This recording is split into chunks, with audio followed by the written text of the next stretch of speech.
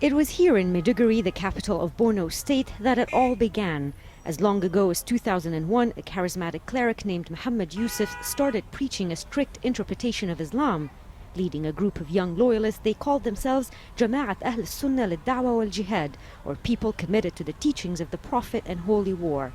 Because they rejected Western influences in education, local people started calling them Boko Haram, which colloquially means Western education is sinful. They said that education produced the bad type of government, corrupt government. So they tied the condition of the people to the type of education the leaders received.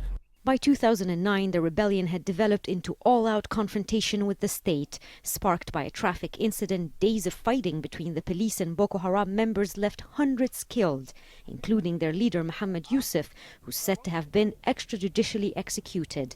His mosque, which used to be here, was torn down. It's not just the mosque that was destroyed. Other properties belonging to suspected Boko Haram members and their relatives were either demolished or seized by authorities and handed to other people. The idea was, if you wipe out their physical presence, they will be forgotten. Instead, the group returned for vengeance under the leadership of Abu Bakr Shekau, the face of a movement of undiminished brutality, whose attacks have not spared Christians or Muslims, old or young. Shekau studied in this Islamic college in Maiduguri. He's said to have been an intelligent student. People who knew him are now afraid to be associated with him. This man, who says he was his classmate and neighbor, asked us to conceal his identity.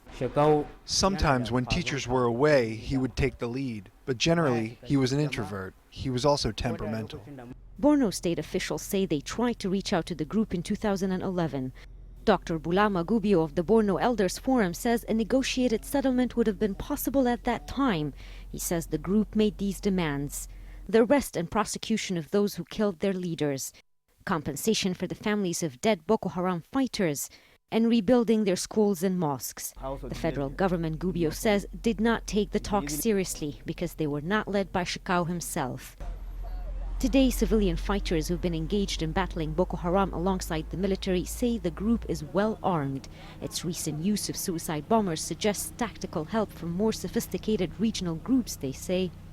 They are using RPG, they are using AK-47, they are using these anti-aircraft, they are foreign fighters. Boko Haram is now made up of multiple cells. People here say the government's best bet in fighting back is strong intelligence work that would chip away at the cells from within. Rawya, Rageh, Jazeera, Maiduguri, northern Nigeria.